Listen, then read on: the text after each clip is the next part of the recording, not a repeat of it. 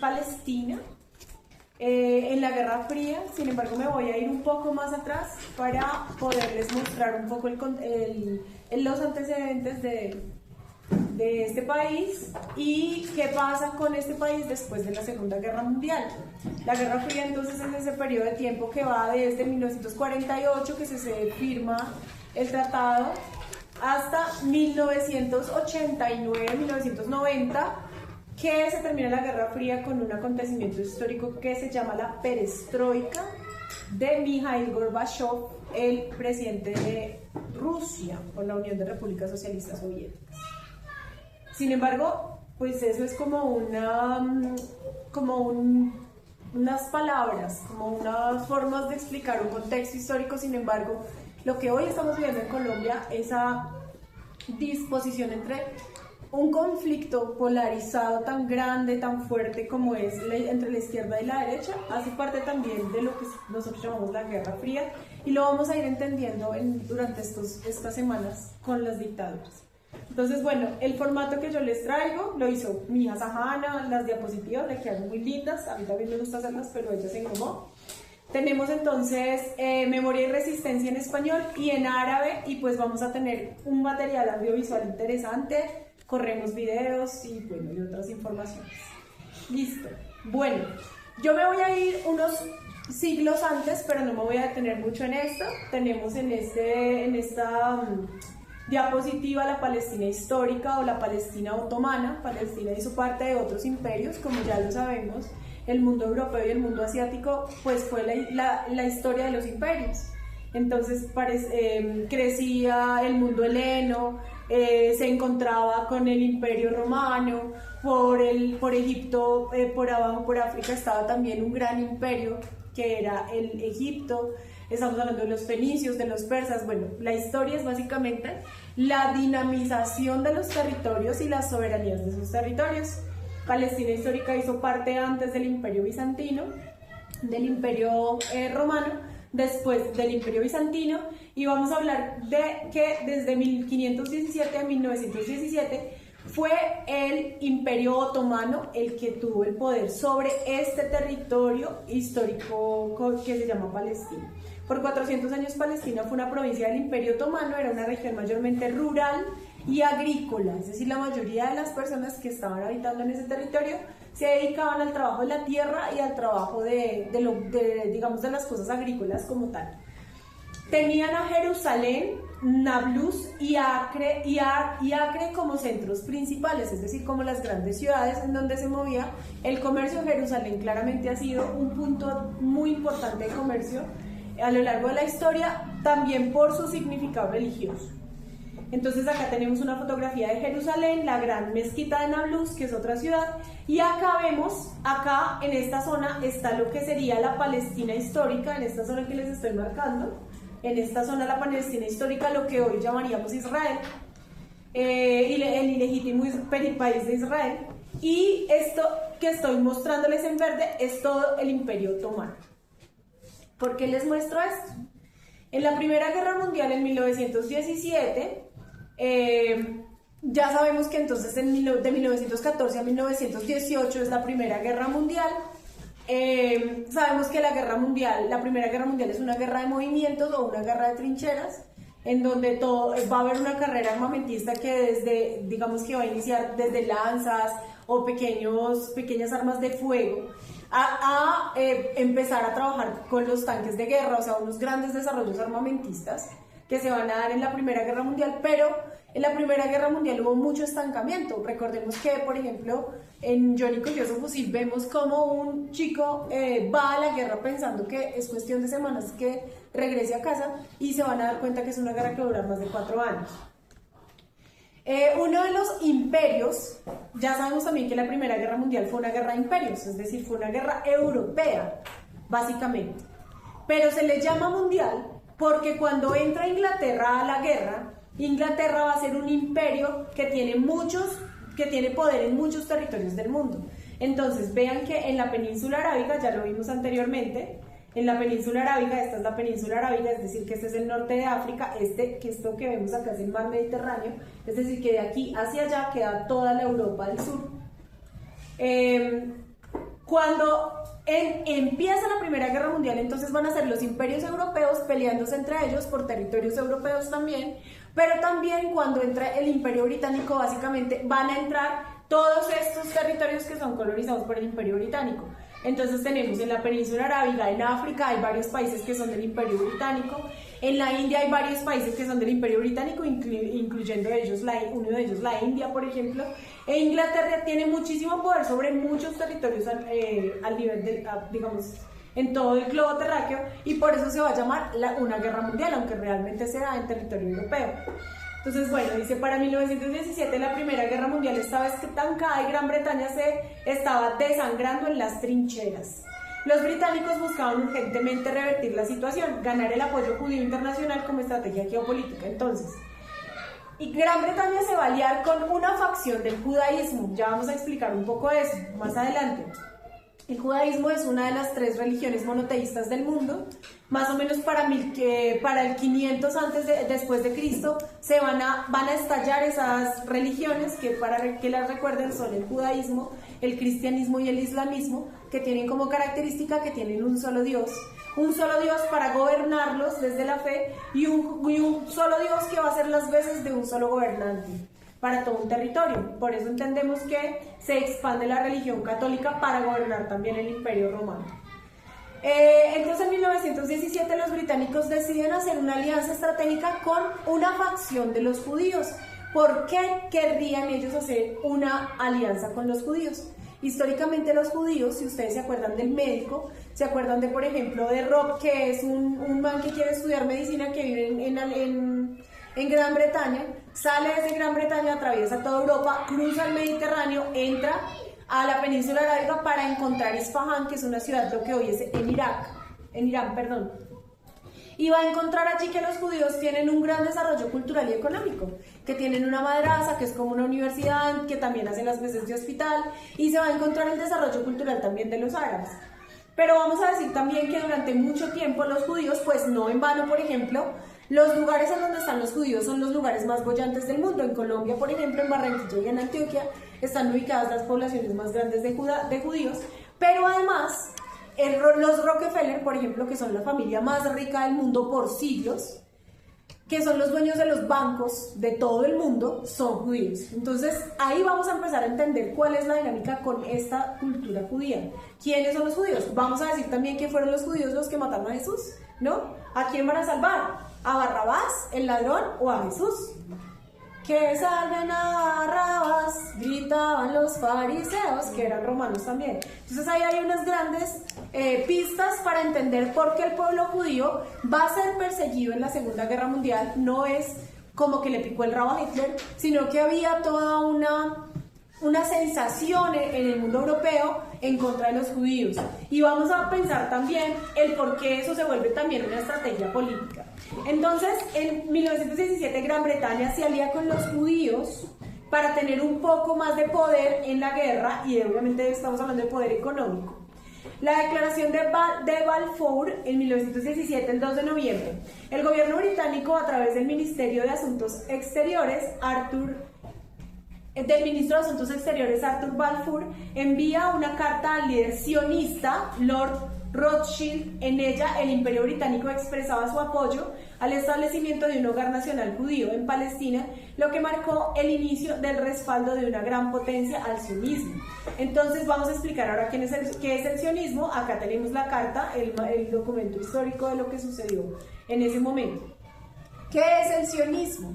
El sionismo es una ideología, un movimiento político nacionalista que surgió a finales del siglo XIX. Su objetivo principal era el establecimiento, defensa y consolidación de un Estado soberano e independiente para el pueblo judío en su antigua patria histórica, la región de Palestina, conocida en la tradición judía como la tierra de Israel.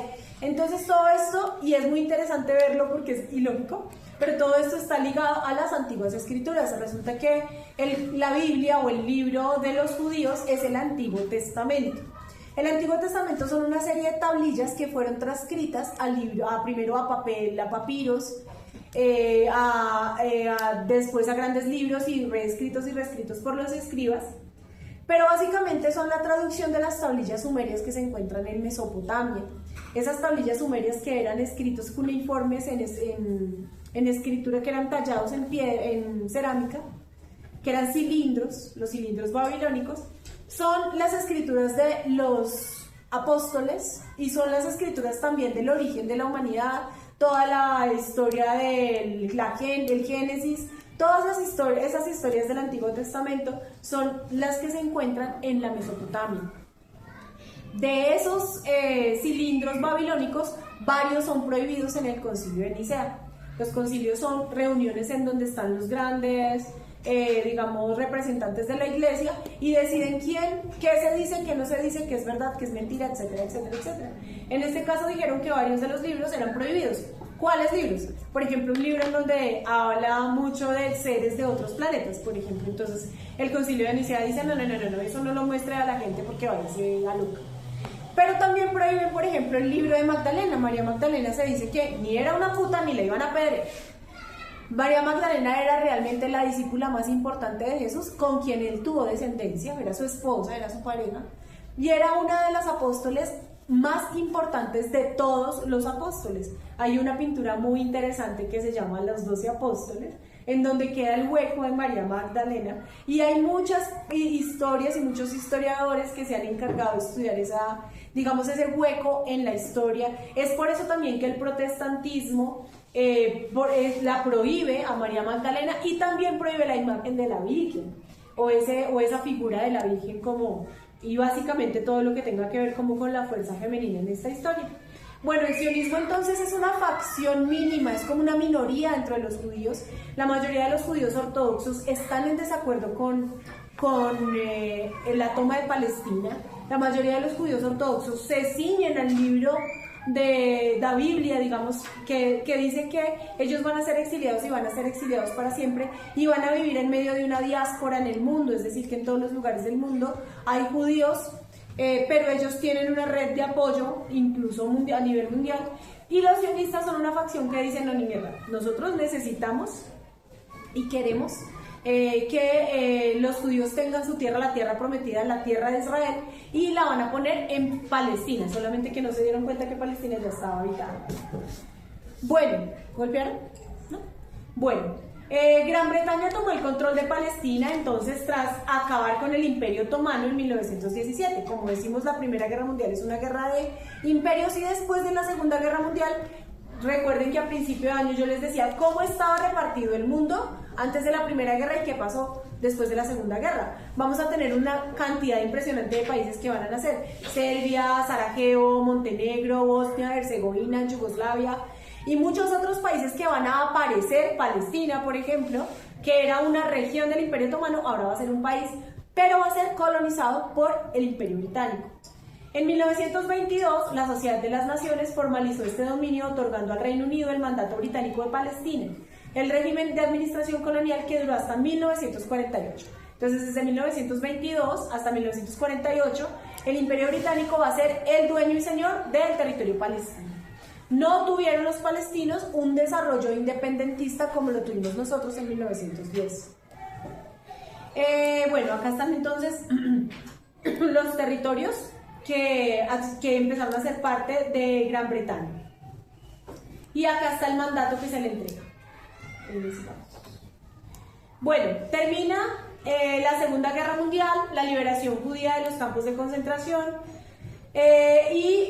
digamos que ya sabemos que durante todo este periodo de tiempo ya sabemos más o menos lo que sucede, este periodo entre guerras, del crack del 29, Estados Unidos una gran potencia mundial, gracias al desarrollo económico que tiene por la guerra.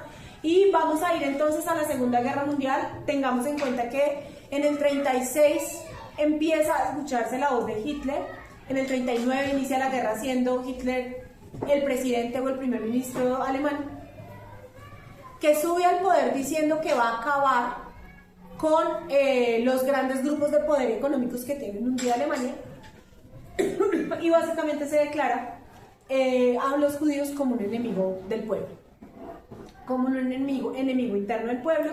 Ya sabemos que durante este periodo de tiempo Alemania o Hitler, el nazismo, va a determinar que hay un conflicto mayor que son los judíos y que por lo tanto debe haber una solución final que va a ser el asesinato o el genocidio a la población judía de Europa. Y se dice, según la historia, muchos historiadores refutan esta historia, pero se dice que el 80 y pico % de la población judía fue asesinada y mandada a los campos de concentración. En 1948 sucede la liberación de Auschwitz, que es uno de los campos de concentración más grandes de Europa, queda en Polonia. Y entonces se firma este tratado en donde Gran Bretaña entrega a los judíos el territorio, su territorio entre comillas, que es el territorio palestino, y le propone a los palestinos como una clase inferior, como una especie de humanidad inferior, que dejen llegar a los colonos israelitas, a los primeros colonos judíos, es decir, a los primeros judíos que van a llegar. Los envían y les piden a los palestinos que los reciban, a lo que los palestinos no es que accedan con alegría, pero no pueden no acceder porque son una colonia y básicamente van a tener pues una potencia militar obligándolos a tomar esta decisión. Otra cosa importante es que los primeros judíos llegan en barco nazi a Palestina, es decir, son los mismos asesinos de los judíos los que llevan el primer barco con los primeros colonos a Palestina. Y entonces uno tendría que empezar a preguntarse cuáles eran esas relaciones verdaderas entre los nazis y los judíos. ¿Qué estaba en juego ahí? Bueno, en 1948 entonces sucede lo que en lengua palestina se llama el Nakba o la catástrofe,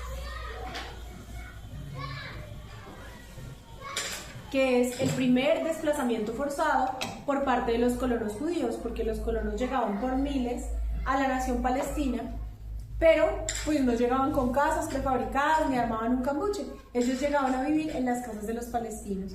Entonces, tras la declaración de independencia de los judíos, van a llegar a una gran cantidad de judíos en los barcos a tierras palestinas, y va a empezar a darse el primer desplazamiento de los nativos palestinos de ese territorio, que llevan ahí más de 5.000 años, porque tienen ruinas arqueológicas que pues ya se han perdido con los bombardeos, tienen una historia súper antigua y pues los van a sacar de allí. Entonces, bueno, dice, durante la creación del Estado de Israel, cientos de miles de palestinos fueron desplazados de sus hogares en un proceso conocido por los palestinos como el Nakba. Muchas comunidades perdieron sus tierras, fueron despobladas durante la guerra. El Nakba nunca terminó, el colonizador mintió. ¿Y mintió por qué? Porque a ellos les decían que iban a haber dos estados en ese territorio, que iba a haber un Estado de Israel y un Estado palestino. Se firma y se aprueba por la ONU el Estado de Israel, pero nunca se firma el Estado palestino. Vamos a leer este poema. Nacido el día de la Nakba. Mira, escucha. Nací el 50º aniversario de la Nakba, de una madre que cosechaba aceitunas e higos, y otros versos coránicos. Wataine Wasaitun. Mi nombre, una bomba en una habitación blanca, una sospecha andante en un aeropuerto, política sin opciones. Nací en el 50º aniversario de la Nakba. Fuera de la habitación del hospital, protestas, caucho quemado, rostros con cufillas y cuerpos desnudos, piedras lanzadas a tanques con banderas de Estados Unidos, tierras oliendo a gas lacrimógeno, cielos azulejados con balas recubiertas de goma, unos cuantos cuerpos tiroteados, muertos, números en un titular. Yo y mi hermana nacimos, el nacimiento dura más que la muerte. En Palestina la muerte es repentina, instantánea, constante, pasa entre respiraciones. Nací entre poesía en el 50º aniversario. Los cantos de liberación afuera de la habitación del hospital le dijeron a mi madre que empujara. Mohamed El-Kurt. Bien, como todo, en toda la historia que yo les he podido compartir a ustedes, y siempre se los diré, y siempre espero me recuerden por esto, y es: a mayor opresión, mayor resistencia. Siempre el ser humano siempre va a intentar resistirse, siempre, siempre, siempre. Siempre el miedo nos opacará, siempre nos arrollarán, siempre nos harán acurrucarnos por el miedo. Siempre tendremos miedo a la tortura, siempre tendremos miedo a la muerte, siempre intentaremos sobrevivir incluso traicionando a nuestros propios familiares.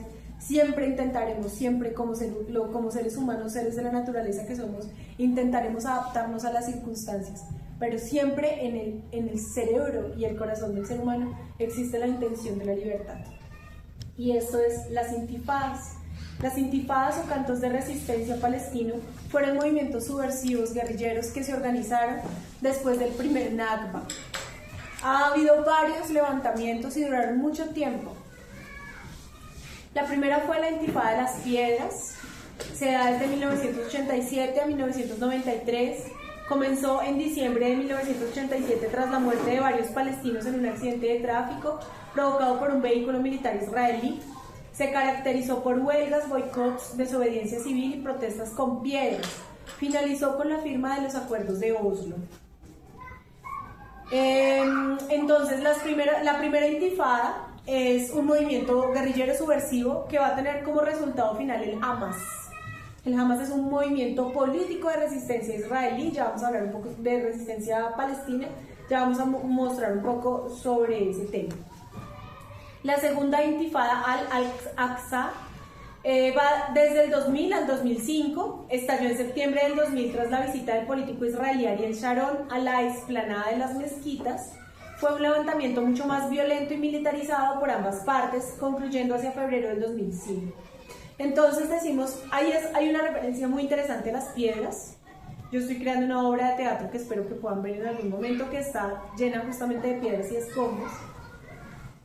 Y es porque hay un símbolo de resistencia. Si nosotros dijéramos acá lo que siempre les digo de los símbolos y que les pido que busquen el material audiovisual, si yo les digo botas, ustedes dirán pasos positivos. Si yo les digo motosierra, ustedes dirán masacres paramilitares. Si yo les digo cilindros bomba, ustedes dirán la guerrilla de las FARC, ¿no? Son cosas, elementos, cosas que hacen referencia a un grupo o a un acontecimiento histórico. En este caso, las piedras van a ser símbolo de la resistencia palestina. Mientras un tanque de guerra lleno de pólvora atacaba una escuela palestina, los palestinos con piedras le pegaban al tanque que es blindado. Es una estupidez, es obvio que no van a ganar, pero era su manifestación en contra de la atrocidad que estaban viviendo.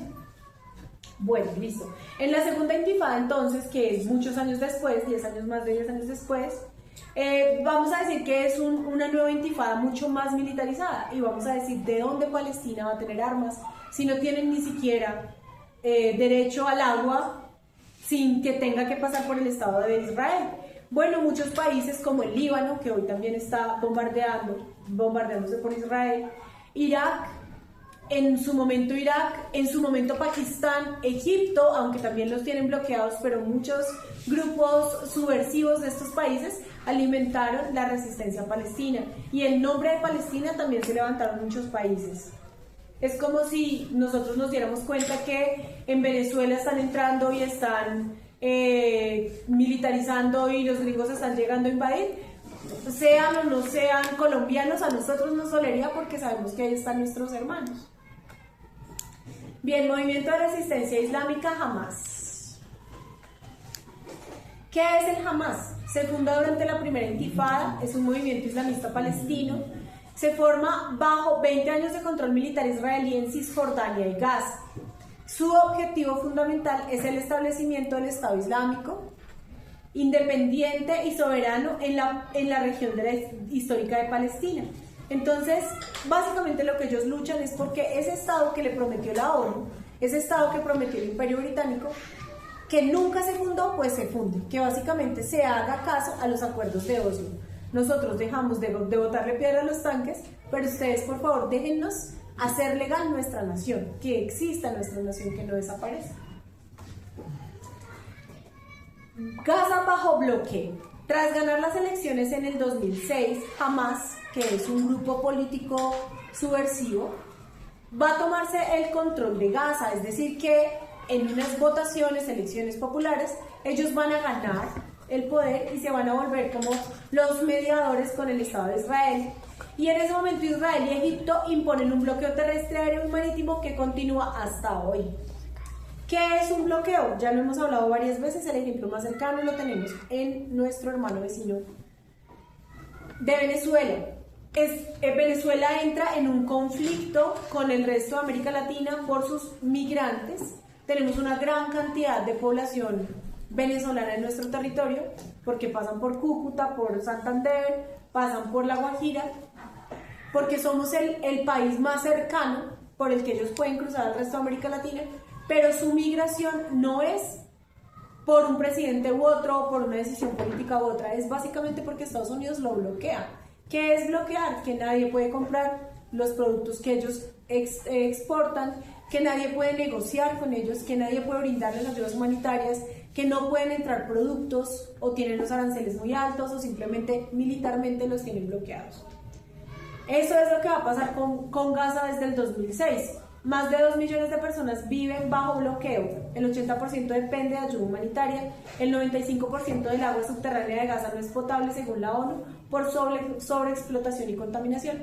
Sin embargo, la sobreexplotación subterránea no la da Palestina como tal, ellos no tienen maquinarias para explotar la tierra y sacar el gas natural, del cual son dueños de una gran... de unos grandes recursos de gas natural que están en el mar, en el subsuelo marino. Realmente quien extrae ese gas es Estados Unidos. Bueno, Estados Unidos, ¿por qué tiene injerencia en esto? Porque ya entendimos por qué Gran Bretaña tiene injerencia. Eran los dueños antes y se lo entregaron a los israelitas. Pero ¿por qué Estados Unidos entra en este juego? Porque este pacto lo hacen entre Estados Unidos, Gran Bretaña y Rusia en un momento cuando se gana la guerra. Esa unión, esa alianza que gana la guerra es la que toma esta decisión.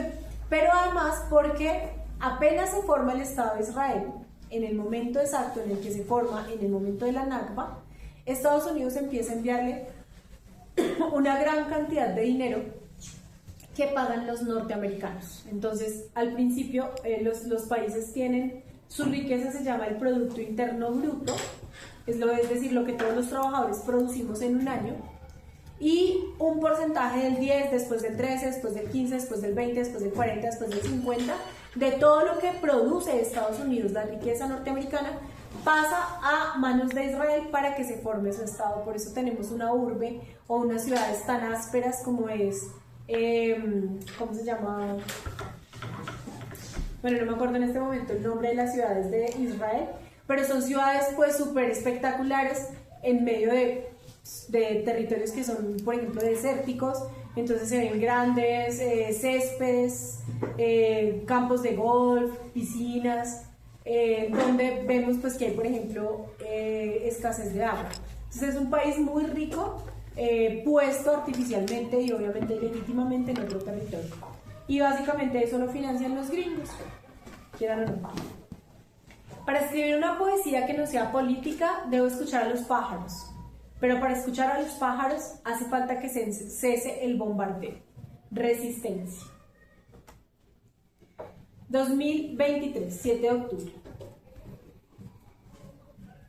El 7 de octubre del 2023, alrededor de las 6:30 de la mañana, Hamas anuncia el inicio de lo que llamó Operación Inundación de Al-Aqsa. Básicamente, Hamas ataca un concierto de los israelitas y secuestra una cantidad de personas. Israel, al contrario, muchas personas dicen que incluso a los del Hamas los entrenó el mismo Israel y que muchos partidarios del Hamas son entrenados y son espías de Israel. Israel, al contrario de negociar la vida de sus secuestrados, lo que hizo fue mandar un ataque que hoy no ha terminado. El conflicto se hizo viral, el 7 de octubre cambió todo, fue la mayor ola de viralización en la historia del conflicto, las redes se volvieron el principal campo de batalla. Entonces vamos a ver esto.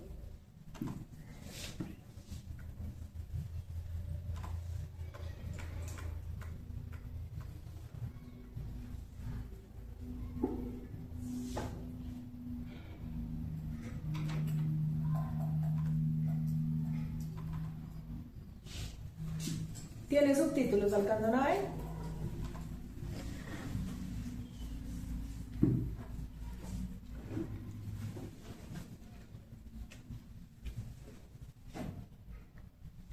Ay, esto no tiene volumen. I'll start with this poem. I wrote this poem when the bombs were dropping on Gaza, and I was the media spokesperson for the coalition, doing a lot of the organizing. And we had stayed up to about 6 o'clock in the morning, perfecting every soundbite. And by the end, if you're Palestinian, you know most Palestinians get tired and start pronouncing our P's as B's. So we become Palestinians by the end of the day. So I was practicing my P's all night. And the next morning, one of the journalists asked me, don't you think it would all be fine if you just stopped teaching your children to hate? I did not insult the person, I was very polite, but I wrote this poem as a response to these types of questions we Palestinians always get. ¿Alcanzan a leer? Today, my body was a TV'd massacre. Today, my body was a TV'd massacre that had to fit into sound bites and word limits. Today, my body was a TV'd massacre that had to fit into sound bites and word limits, filled enough with statistics to counter measured response. And I perfected my English and I learned my UN resolutions. But still, he asked me, Miss Ziada, don't you think everything would be resolved if you would just stop teaching so much hatred to your children? Pause. I look inside of me for strength to be patient, but patience is not at the tip of my tongue as the bombs drop over Gaza. Patience has just escaped me. Pause. Smile. We teach life, sir. Rafif, remember to smile. Pause. We teach life, sir. We Palestinians teach life after they have occupied the last sky. We teach life after they have built their settlements and apartheid walls. After the last skies, we teach life, sir. But today, my body was a TV'd massacre made to fit into sound bites and word limits. And just give us a story, a human story. You see, this is not political. We just want to tell people about you and your people. So give us a human story. Don't mention that word apartheid and occupation. This is not political. You have to help me as a journalist to help you tell your story, which is not a political story. Today, my body was a TV'd massacre. How about you give us a story of a woman in Gaza who needs medication? How about you? Do you have enough bone-broken limbs to cover the sun? Hand me over your dead and give me the list of their names in 1,200 word limits. Today, my body was a TV'd massacre made to fit into sound bites and word limits and move those that are desensitized to terrorist blood. But they felt sorry. They felt sorry for the cattle over Gaza. So I give them UN resolutions and statistics, and we condemn and we deplore and we reject. And these are not two equal sides, occupier and occupied. And 100 dead, 200 dead, and 1,000 dead. And between that war crime and massacre, I vent out words and smile, not exotic. Smile, not terrorist. And I recount 100 dead, 200 dead, 1,000 dead. Is anyone out there? Will anyone listen? I wish I could wail over their bodies. I wish I could just run barefoot in every refugee camp and hold every child, cover their ears so they wouldn't have to hear the sound of bombing for the rest of their life the way I do. Today, my body was a TV'd massacre, and let me just tell you, there is nothing your UN resolutions have ever done about this. And no soundbite I come up with, no matter how good my English gets. No soundbite, no soundbite, no soundbite, no soundbite will bring them back to life. No soundbite will fix this. We teach life, sir. We teach life, sir. We Palestinians wake up every morning to teach the rest of the world life, sir.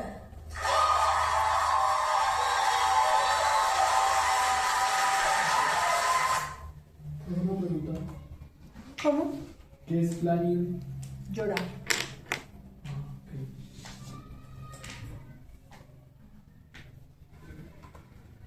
Entonces, en el 2023, el genocidio palestino, que ya muchas personas lo conocíamos, yo lo conocí en la universidad, marchábamos por eso, empieza a ser algo viral, empieza a ser algo verdaderamente conocido. Sin embargo, como diría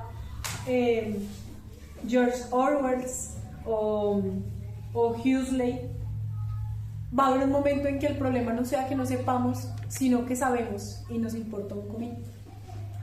Y es así, ¿no? Podemos ir stalkeando nuestro celular, podemos ir mirando básicamente información y ver cómo matan 1, 2, 3, 4. Yo estoy haciendo una investigación sobre Palestina para encarnar a mi maestra y poder hacer la obra. Y es muy duro porque mi Instagram está lleno de palestinos y es muy duro ver cómo finalmente no puedo hacer nada y finalmente tengo que ponerle un callo a mi corazón para poder seguir bajando con el dedo la información y seguir mirando.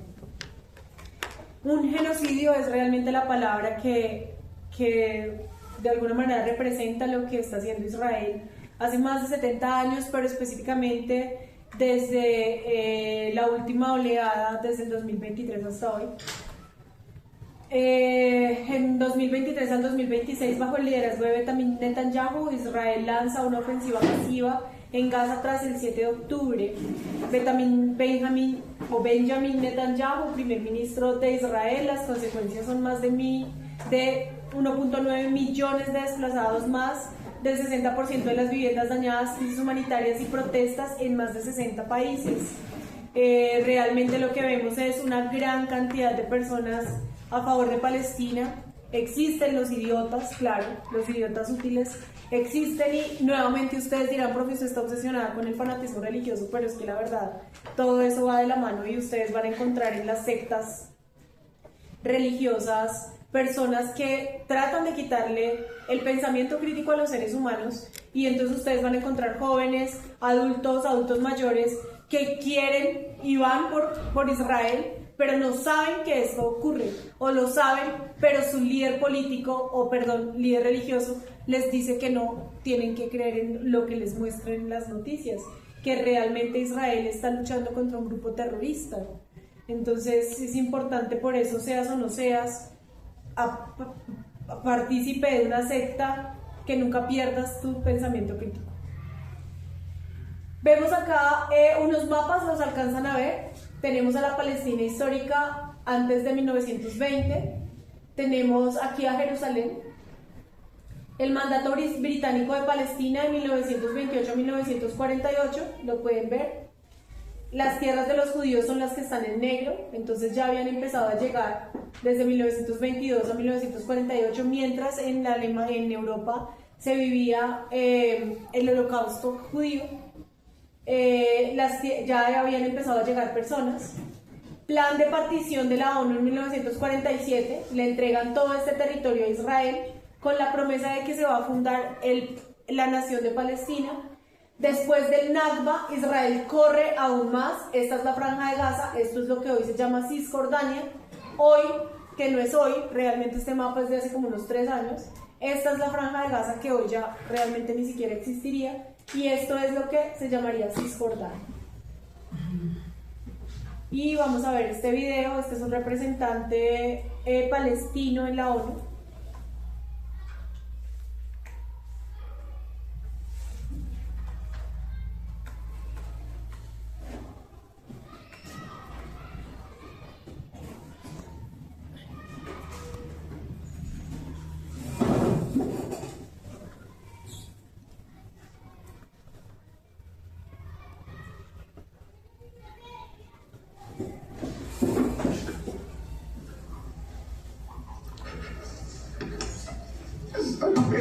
How could anyone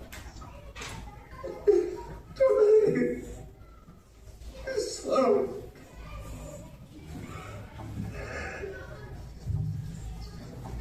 excuse me, Mr. President. Children are dying of starvation. The images of mothers embracing their motionless bodies, caressing their hair, talking to them, apologizing to them. It's unbearable. How could anyone tolerate this sorrow?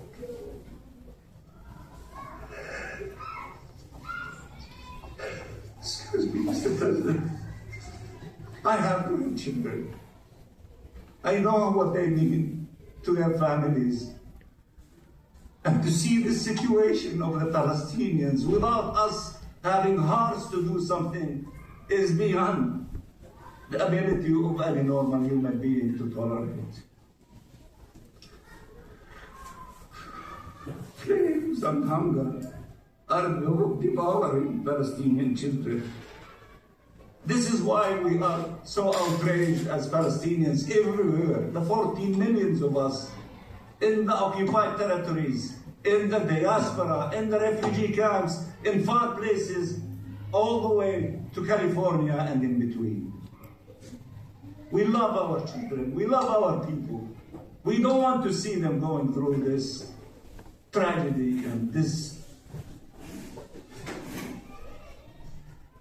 savage attacks by those who claim the virtues of fighting against barbarism. Bien, tenemos un país entonces llamado Israel, el ilegítimo Estado de Israel, con el cual su ilegítimo presidente quiere activar relaciones. El ano yo detesto la verdad, no sé, no puedo evitarlo. Dice claramente que va a reactivar las relaciones con Israel, pero además que el modelo israelí es un modelo que se debe repetir en Colombia. No sé a qué se refiere. Bueno, vamos a decir, por ejemplo, también que muchos países, no muchos países realmente ha habido un gran sesgo político alrededor de decir lo que está pasando en Israel y que Israel sí es un estado genocida. El primer país que decide tomar acciones legales contra Israel es Sudáfrica. Empieza a ser bloqueado. Varios magistrados internacionales de las cortes internacionales hoy no pueden acceder a sus cuentas de crédito, no pueden acceder a sus cuentas bancarias, no pueden comprar un dulce, no pueden manejar dinero porque Estados Unidos los veta, inmediatamente empiezan a atacar a Israel. Es decir, Estados Unidos protege a Israel de todas las formas posibles.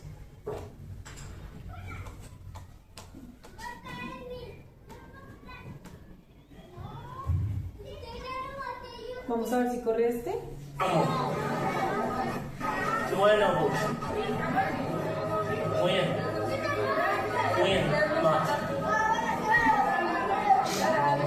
¿Cuál es tu nombre? Malak, ¿dónde está tu papá? ¿Murió? ¿Dónde murió? En la guerra.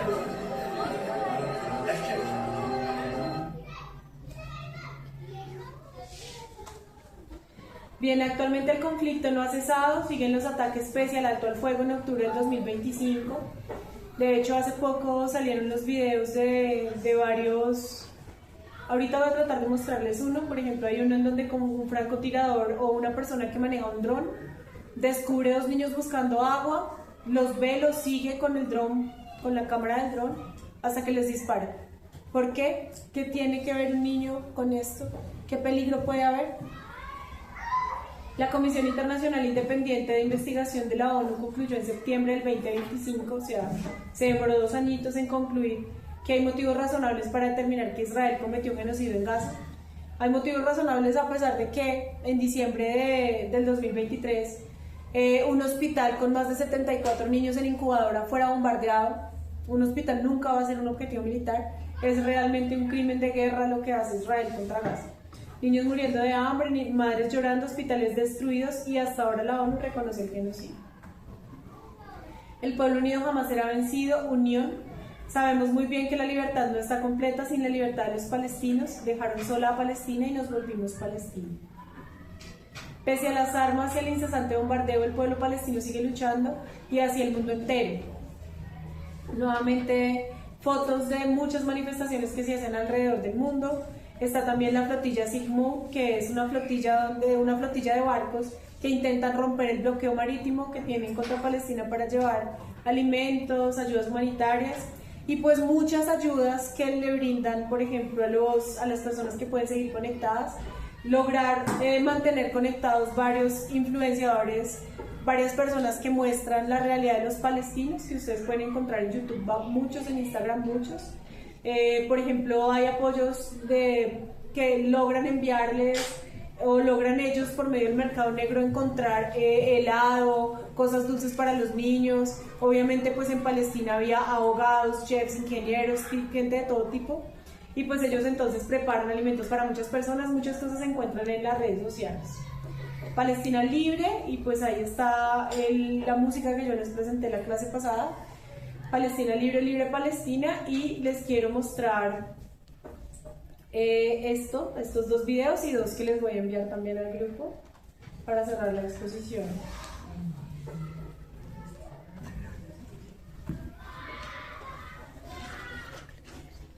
Entonces el primero que quiero que veamos es este, pero ya les voy a mostrar otro acá.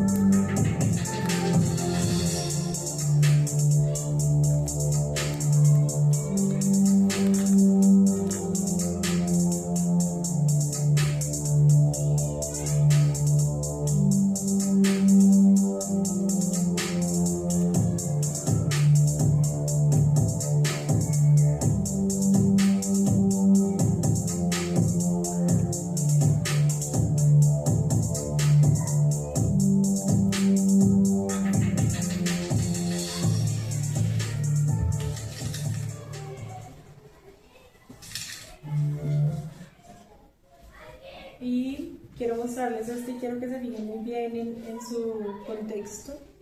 Les voy a mostrar el Dap-Ke, que es una danza que se ha vuelto patrimonio de la humanidad. Es una danza tradicional del folclore palestino, mucho antes de la Nakba, mucho antes del siglo XX, que tiene una modificación y ahora es con piedras, justamente porque se vuelve las piedras un símbolo de la resistencia palestina. Ah, ¿ya lo habían visto? Bueno, miren, ahí perdón. Bueno, veamos un pedacito.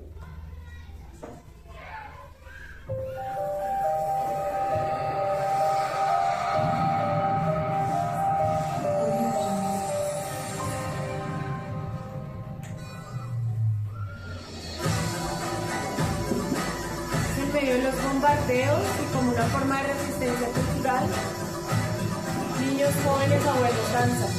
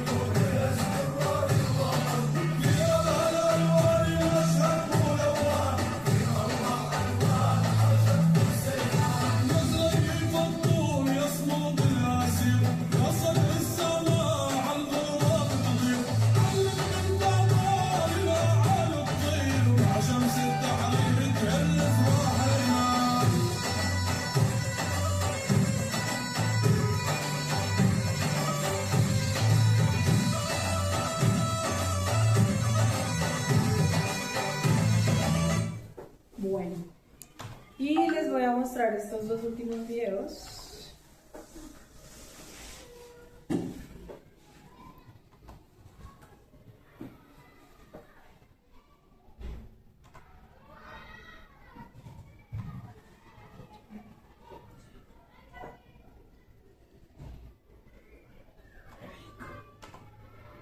Este video está en portugués, ustedes me dicen si necesitan. Já viu filme de terror pelo Google Earth?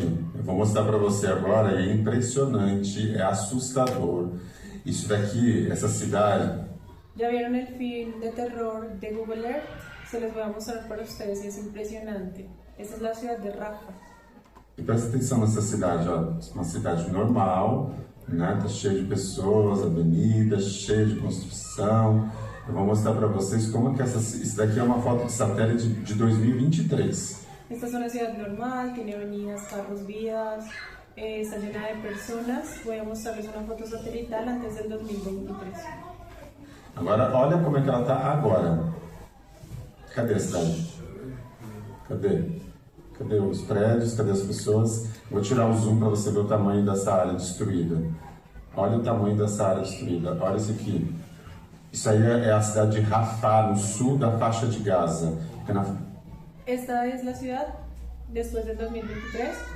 Voy a hacer un zoom a donde quiera que vemos. Hay destrucción. Esta es la ciudad de Rafah al sur de Gaza. Fronteira com o Egito.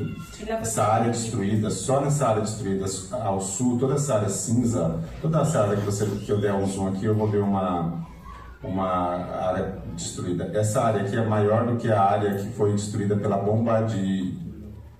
Esta área de destrucción es mayor que el área destruida en la bomba de Hiroshima, a bomba atômica de Hiroshima. Qualquer lugar que eu aponte aqui, eu vou ver casas destruídas, destruição, uma das coisas mais horrendas da história humana. E isso aqui vai assombrar a humanidade por muito tempo. E o holocausto da Segunda Guerra se repetiu. Entonces, una de las cosas más tristes que vamos a ver que va a quedar grabada en la historia humana es que el holocausto de la Segunda Guerra se repetió. Infelizmente, e ninguém conseguiu impedir, e até agora os responsáveis por esse crime contra a humanidade estão rindo à toa. Un crimen de lesa humanidad por la cual los responsables de esto se están riendo con toda. ¿Quién fue lo que más dijo? No. Que esse registro, que é uma coisa assustadora, e como o olho que tudo sabe, tudo vê, não apaga a imagem, essa é a imagem real. Contra fatos não há argumentos. O que aconteceu aqui foi um genocídio. Esta es la imagen real, contra los actos no hay argumentos, esto es un genocidio.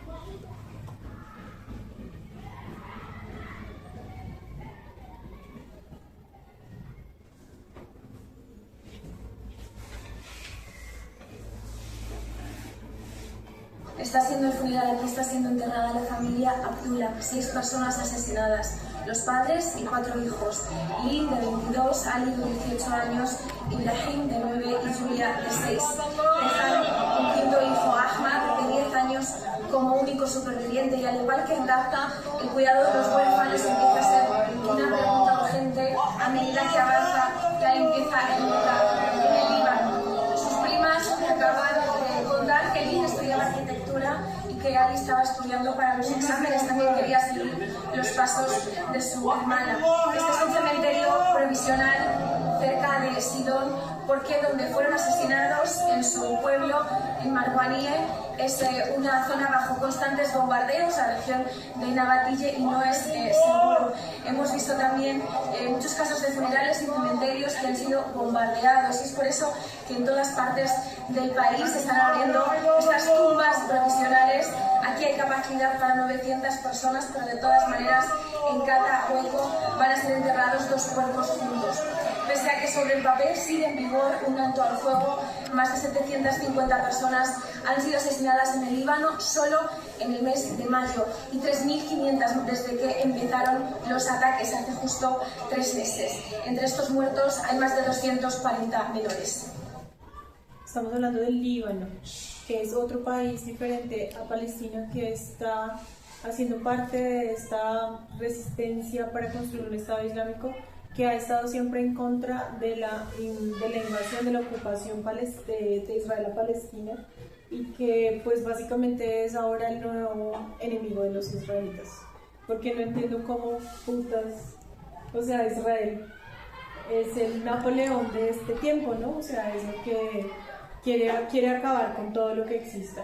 Y bueno, quería mostrarles este final. Qué pena que yo siempre quiero mostrarles algo más.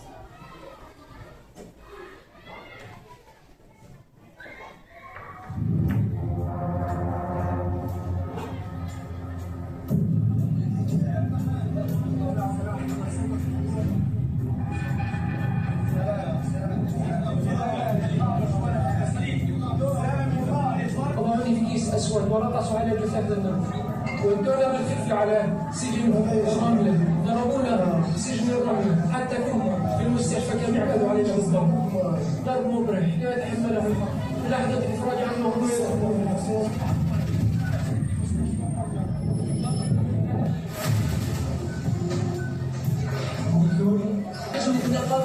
سجن غوانتنامو كل شيء لا يتصوره العقل، قتل، ضرب، جوع، فقر، مرض. انت الاسير امراض مزمنه جدا، امراض قويه جدا، وضعهم سيء جدا. لهم الله انا فرقتهم عليهم لو متنا مع بعض.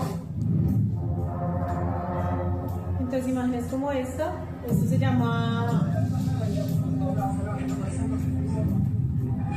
imágenes como esta nos encontramos ahora pues todo el tiempo.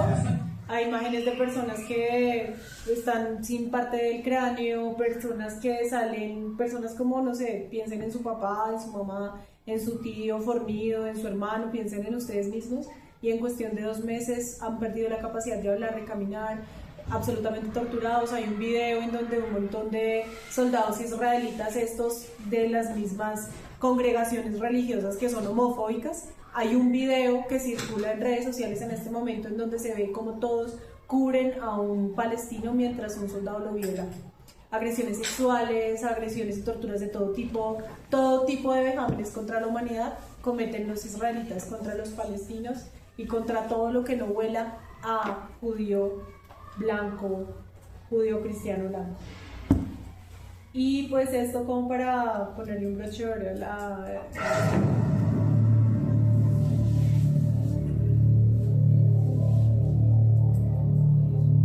Son niños buscando agua en las ruinas, en los escombros. Eso es un dron manipulado por un soldado israelí.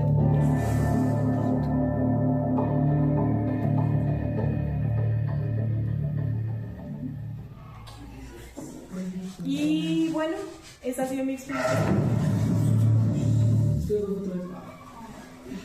Puedes encontrarla en internet. Puedes encontrar en internet también las cárceles de niños. Los soldados israelitas toman prisioneros a niños de 5 años porque son terroristas. Entonces bajo ese discurso, pues, y ese es el discurso que nos venden. Igual es importante entender que pues hay toda una propaganda frente a eso. O sea, como que es muy fácil encontrar, por ejemplo, Carlos Vives saca banderas de Israel. Y bueno, básicamente las personas que están de acuerdo con el huevardo ese, pues son personas que no entienden el conflicto que yo les acabo de mostrar, seguramente nunca han visto pues esta exposición ni ninguna esta información, y pues consideran que Israel está en el legítimo derecho de estar en contra de Palestina porque los palestinos les botan piedras. ¿Podemos apagar el video, por favor? ¿Listo, chicos?